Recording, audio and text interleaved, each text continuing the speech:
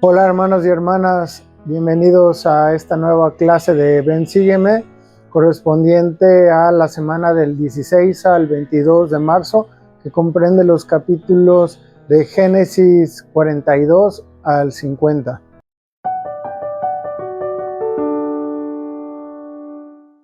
En estos capítulos nos describe y nos habla sobre el pasaje de la historia final de José, cómo él se revela finalmente ante sus hermanos y todo lo que aconteció relacionado con esos eventos.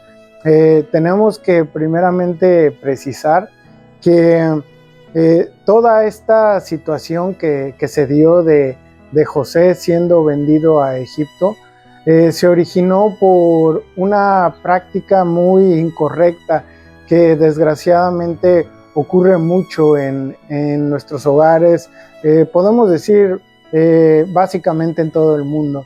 Y me refiero a esta mala práctica que tenemos en nuestros hogares de favorecer a alguno de nuestros hijos, de tener favoritos, ya que eso genera muchos sentimientos de competencia, de celos, de envidia, tal como ocurrió con José y sus hermanos.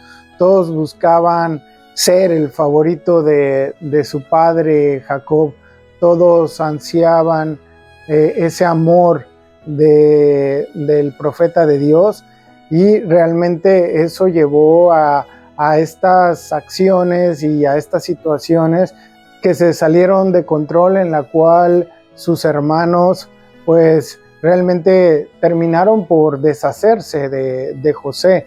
Entonces creo que esto es una buena lección inicial que debemos de tener en cuenta para evitar esto, para evitar tener estos favoritismos entre nuestros hijos y beneficiar o dar un trato desigual a algunos por sobre otros. Simplemente nosotros tenemos que amarlos a todos por igual, y tenemos que darles las mismas oportunidades y el mismo trato.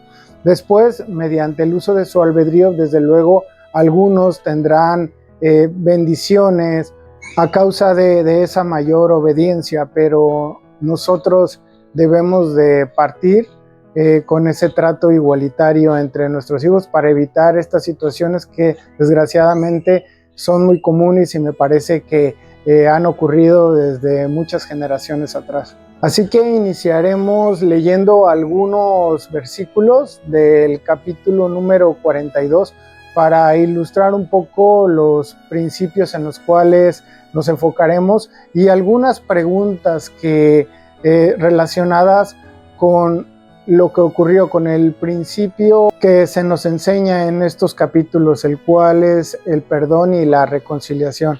Así que iniciaremos leyendo los versículos 7, 9, 17 y 24 del capítulo 42.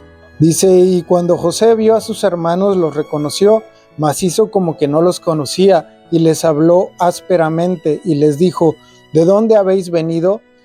Ellos respondieron: de la tierra de Canaán, para comprar alimentos.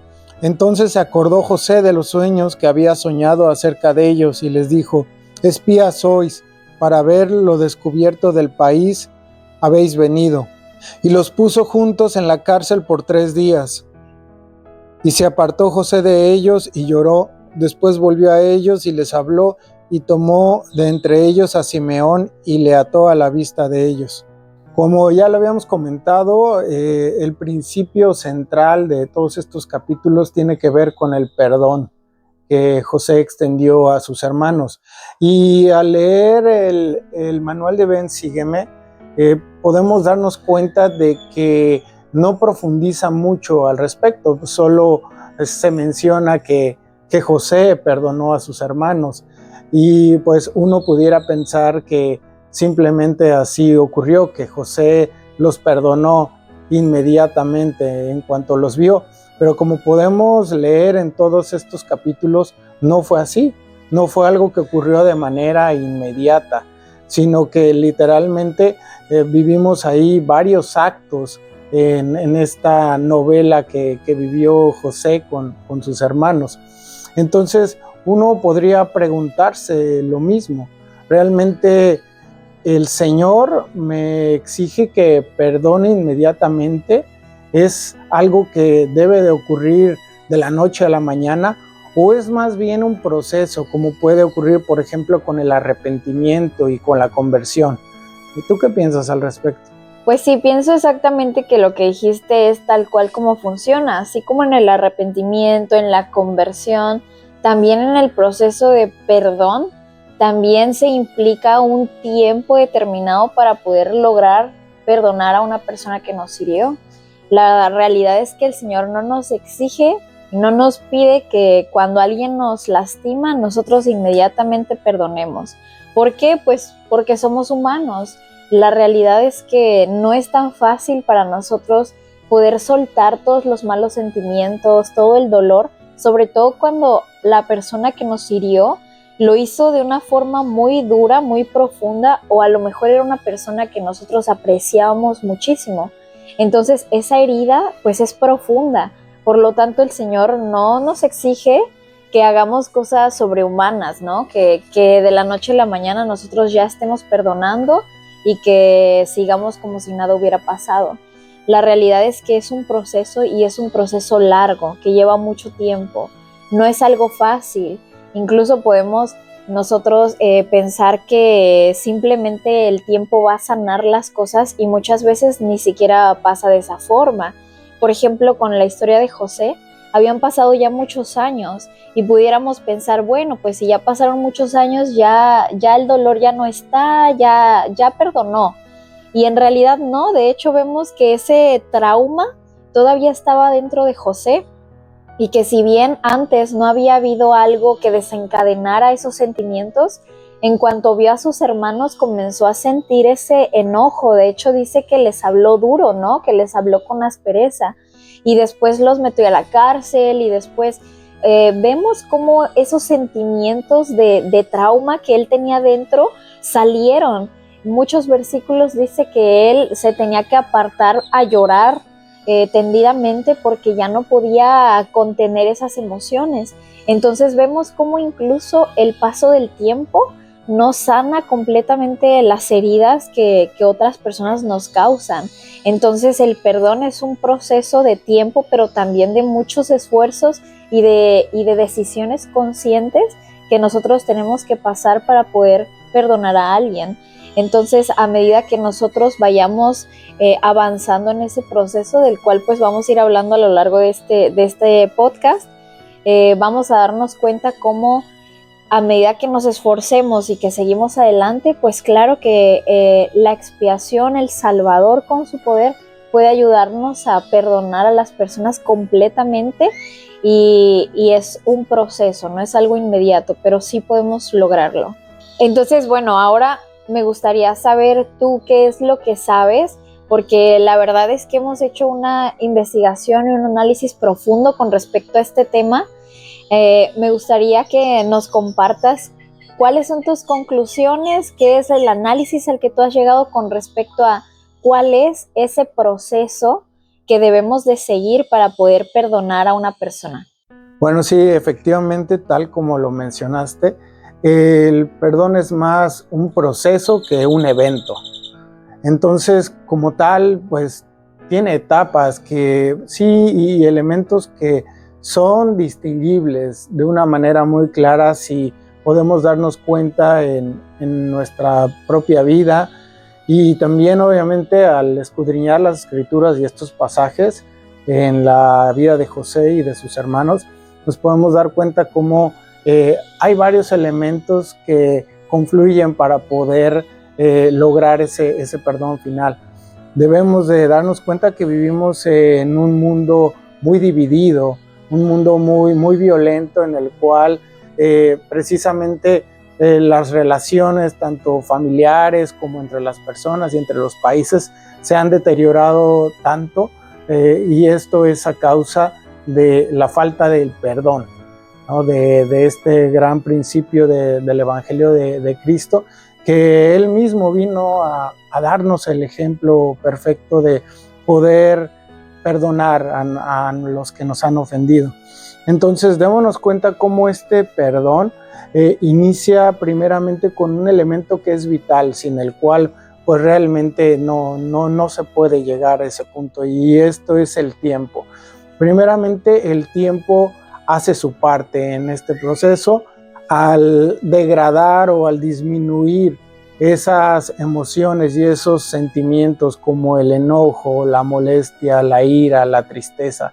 El tiempo hace esa parte y lo podemos ver de manera muy clara con el pasaje de José, como realmente él, una vez que él salió de la prisión y fue nombrado como gobernador de Egipto, él no fue inmediatamente con sus hermanos a la casa de su padre a reconciliarse con ellos y a perdonarlos. Él, a pesar de que tenía los recursos y los medios para poder hacerlo, no lo hizo. Y entonces él siguió adelante con su vida, con sus responsabilidades que tenía, y dejó que ese tiempo hiciera su parte, le ayudara a él a poder administrar y gestionar esas emociones, a poder tener esas luchas que vimos en los versículos que leímos, que él tuvo que enfrentar. Y entonces, pues ahí el tiempo hará su parte. Primeramente, debemos de ser sabios para saber cuál es el tiempo correcto. Desde luego, no podemos tampoco pretender que en una semana o en un mes pues nosotros estaremos ya listos para poder perdonar y dejar ir esas emociones, pero tampoco podemos ser postergadores en cuanto al tiempo. No debemos de dejar pasar tanto tiempo de tal manera que pasen 8, 10, 15 años y nosotros sigamos con este veneno, con este malestar en nuestra alma, porque finalmente debemos de darnos cuenta que el perdón es realmente un don y una bendición para el que lo otorga, es una sanación para el que lo otorga, más que para la persona a quien se le da. Entonces el tiempo es el primero, y después como segundo elemento sí tenemos realmente esos esfuerzos que nosotros tenemos que hacer de manera consciente, como tú dijiste, de manera deliberada, por luchar contra esos sentimientos y esas emociones negativas. Es decir, tenemos que esforzarnos por cambiar esa narrativa interna, esos diálogos interiores que tenemos nosotros mismos, en el cual pues seguimos victimizándonos y seguimos reprochándole a la persona, seguimos molestándonos internamente por aquellas ofensas que nos hicieron. Entonces tenemos que, ahí es donde entra nuestro albedrío para poder decidir cambiar esas conversaciones interiores y tratar de hacer un esfuerzo por comprender a la otra persona, por ser empáticos y decir, ok, ¿qué pudo haber llevado a esa persona a que me hiriera o me ofendiera de esa manera? Y ahí es donde uno poco a poco empieza a tener esa sanación, empieza a tener esa distensión, ese ablandamiento en nuestras emociones. Pero si no hacemos esto, simplemente continuaremos reafirmando esas emociones negativas, esos malos sentimientos hacia esa persona, y esa es la parte que nos corresponde. Y aquí vimos cómo en el pasaje de José también ocurrió lo mismo. Por eso leímos en el en el versículo 24 que José lloró amargamente cuando estaba a solas. ¿Por qué? Porque por una parte él estaba teniendo esa lucha en sus emociones, de tal manera que los veía a sus hermanos y seguramente volvía a pensar en todo lo que ocurrió con ellos, cómo lo echaron en un pozo, cómo querían matarlo y cómo finalmente lo vendieron como esclavo. Pero por otro lado, él quería y él deseaba, como un buen discípulo de Cristo, deseaba perdonarlos, y entonces tenía esas luchas interiores, y vemos que finalmente lo logró, pero de la mano de este último elemento del perdón, que es la expiación del Salvador. Realmente por nuestros propios medios es imposible lograr ese perdón, esa sanación, porque en ocasiones las ofensas y esas injusticias que nos ocurrieron son demasiado profundas, demasiado difíciles, y necesitamos algo más allá de nuestras capacidades y de nuestros poderes, y esto es el poder sanador de la expiación de Cristo. Realmente viene a ser un bálsamo para nuestras almas, para que de la mano con nuestros esfuerzos, que es la parte que nos corresponda, es ahí donde entra el Salvador a hacer esa última parte, tratando de ablandar nuestro corazón y hacernos más inclinados a poder perdonar, a poder dejar ir todos esos malos recuerdos, esas ofensas, esas injusticias que tal vez nos infirieron. Y realmente es algo muy real en nuestras vidas. Nuevamente creo que debemos de entender que el poder de la expiación es un poder real que actúa en nuestras vidas a medida de que nosotros hacemos nuestra parte, y después Él hace esta última parte que puede ser tal vez muy difícil, como tú ya lo comentaste, el poder hacer a un lado esas emociones negativas. Ahora bien, después de haber leído todos los capítulos de la lección, tendremos que hacernos la pregunta obligada: ¿realmente los hermanos de José estaban realmente arrepentidos? Sí, bueno, de hecho, creo que para poder contestar esta pregunta tenemos que regresarnos a las Escrituras para saber cuáles son los requisitos o cuál es la manera en la que podemos saber si una persona se ha arrepentido. Y de hecho, en Doctrina y Convenios 58:43 dice justamente, el Señor nos enseña: por esto sabréis que un hombre se ha arrepentido de sus pecados.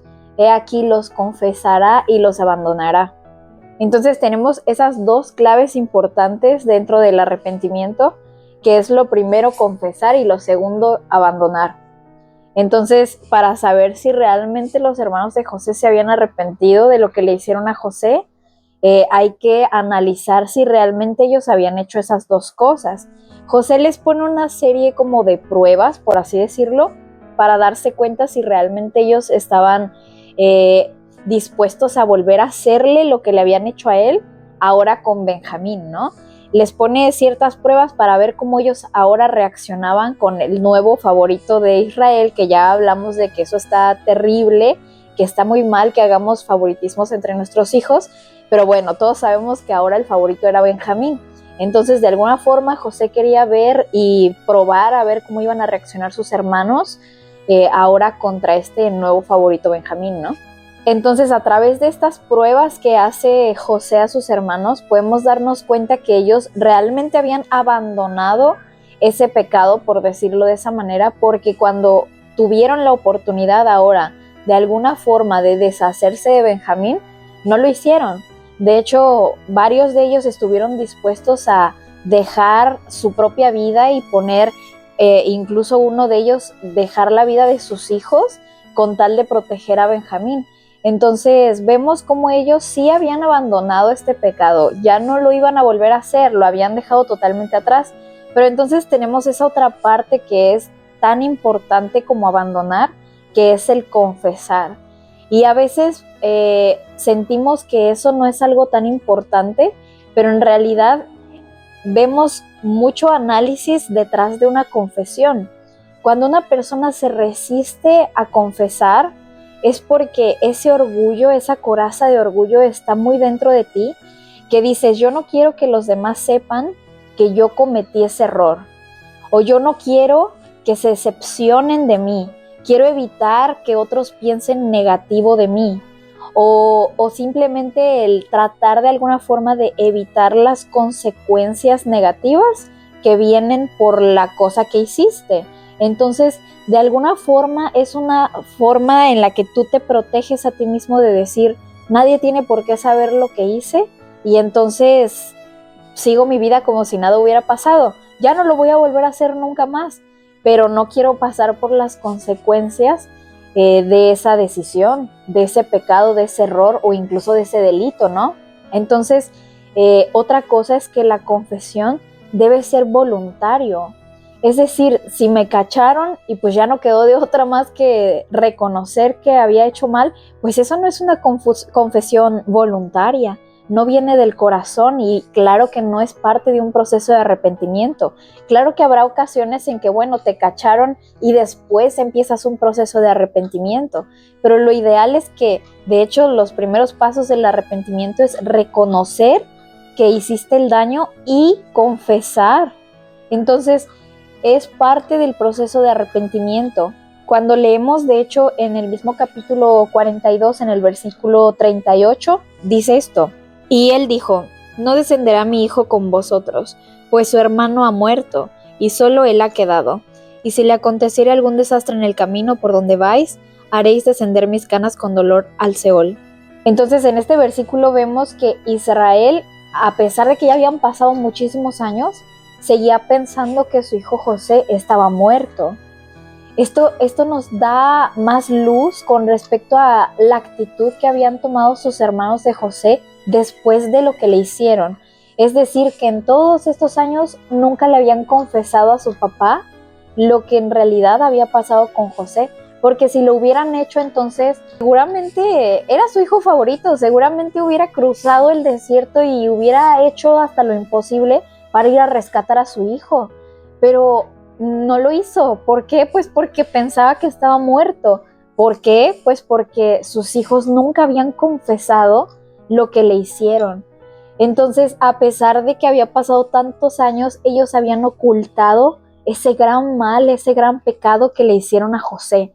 Entonces, la conclusión a la que llegamos es que no, ellos no estaban realmente arrepentidos, porque no habían confesado, porque se habían evitado esa decepción, ese dolor, y habían evitado las consecuencias que podrían haber venido de haber hablado con su padre. Entonces, no estaban realmente arrepentidos. Y justamente eso nos lleva a otra pregunta, ¿no? Que es, bueno, entonces, la persona que nos hizo daño no está arrepentida en lo absoluto. ¿Tengo yo la obligación de perdonar a una persona que no está arrepentida? Entonces la respuesta es sí. Sí tenemos que perdonar. Tú mencionaste hace rato algo súper importante, y es que el perdón no se trata tanto de la persona a quien se lo estás ofreciendo, sino que es algo interno, es algo que tiene que ver contigo. Entonces, independientemente de si la otra persona está buscando tu perdón o no, tú tienes que perdonar por ti, para sanarte a ti mismo, para dejar el rencor, para tú crecer y convertirte en una mejor persona y dejar de cargar con ese dolor que muchas veces te puede llevar a la depresión, a la ansiedad, a privarte a lo mejor de nuevas experiencias y nuevas relaciones con nuevas personas diferentes por ese trauma de que me van a volver a lastimar, me van a volver a hacer lo mismo, ya no puedo confiar en nadie. Entonces, hazlo por ti mismo. Independientemente si la otra persona realmente está arrepentida o no, tú tienes que aprender a perdonar para librarte y tú sanar tu corazón de esas heridas. Y de hecho, a partir de esto, pues viene otra pregunta que me gustaría hacerte. Después de que nosotros ya hemos perdonado a una persona, el Señor nos pide, nos exige, o nosotros debemos forzarnos de alguna forma a volver a restablecer la relación con esa persona como era antes, o sea, regresar como si nada hubiera pasado y seguir adelante con esa persona como antes. Mira, creo que para poder responder esta pregunta, lo más sencillo es que leamos una cita del presidente Holland que fue perfecta para poder ilustrarnos qué es lo que el Señor espera de nosotros.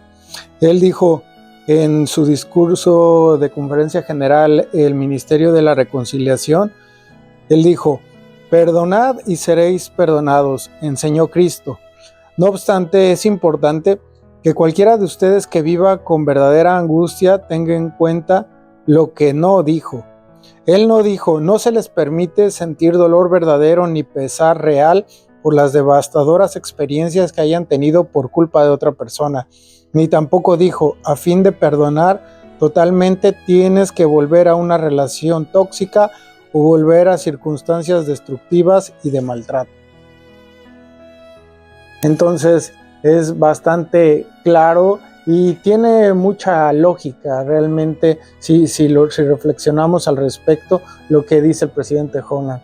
Realmente no es nuestra obligación como tal el restablecer esa relación que teníamos con la persona que nos ofendió tal como estaba previamente. Es decir, si nosotros voluntariamente así lo deseamos, está bien, pero también tenemos que ser sabios para entender que eso puede dar lugar a un círculo vicioso en el cual se repita nuevamente la misma situación, derivado a que muchas veces las personas no desean cambiar y no desean corregir y arrepentirse. Y entonces podemos estar expuestos a que nuevamente esas heridas y esas ofensas que nos infligieron realmente vuelvan a ocurrir.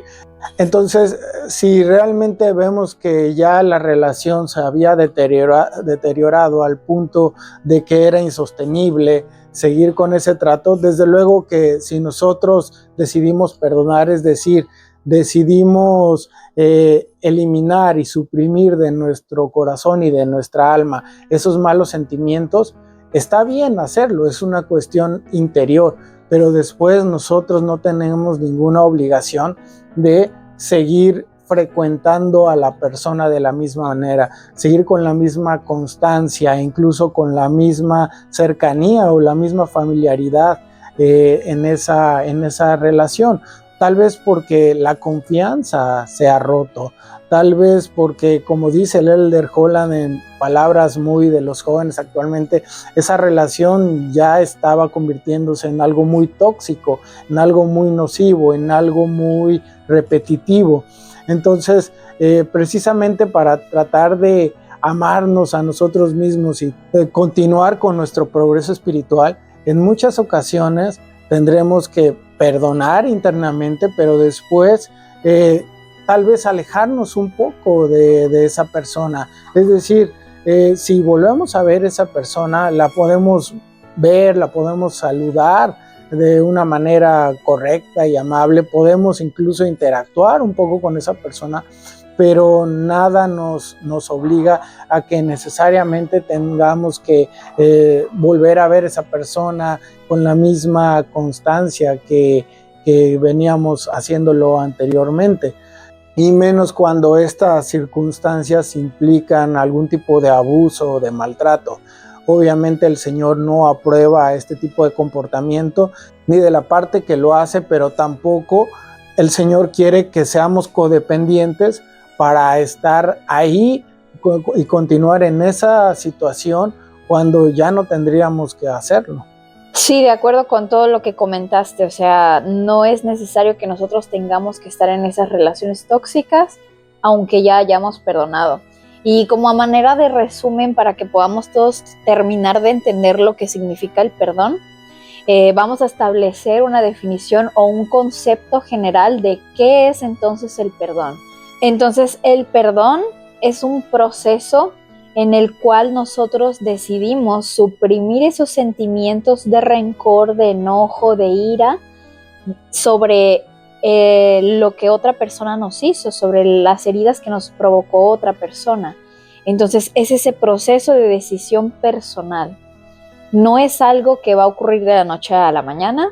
Hemos hablado que es algo que lleva su tiempo, que lleva muchos esfuerzos personales también, que con la ayuda del Señor podemos ir sanando esas heridas poco a poco a medida que nosotros nos esforzamos por decidir eliminar y suprimir ese rencor, que debemos realizar el perdón como un proceso para sanarnos a nosotros mismos independientemente de que la otra persona esté arrepentida o esté buscando ese perdón. Y por último, el perdón no significa que debemos de seguir en esa relación que tanto nos ha dañado. El perdón es algo que tiene que ver con tú dejar el rencor, pero después también ser sabios para saber cómo vas a proceder ahora si es necesario que tú estés con esa persona o que estés en ese lugar en donde pues sufriste mucho, y entonces el perdón significa tú sigue adelante y sana, pero no necesariamente te quedes ahí hasta el final. Entonces, teniendo ese concepto de el perdón ya más definido, nos gustaría incluso también preguntarles a ustedes y que si tienen el deseo de compartirnos sus experiencias con respecto al perdón, pueden dejarlo en los comentarios. Nos gustaría muchísimo leerlo y poder saber cómo ustedes han enfrentado esos desafíos, cómo han podido lograr el perdón a una persona que les ha lastimado y cómo El Salvador les ha ayudado en ese proceso de sanación. Los vamos a estar leyendo.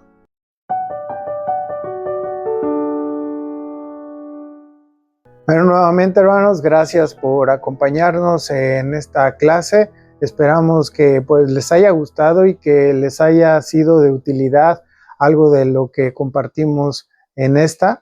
Y les invitamos para que la siguiente semana nos acompañen en una nueva clase de Ven, Sígueme.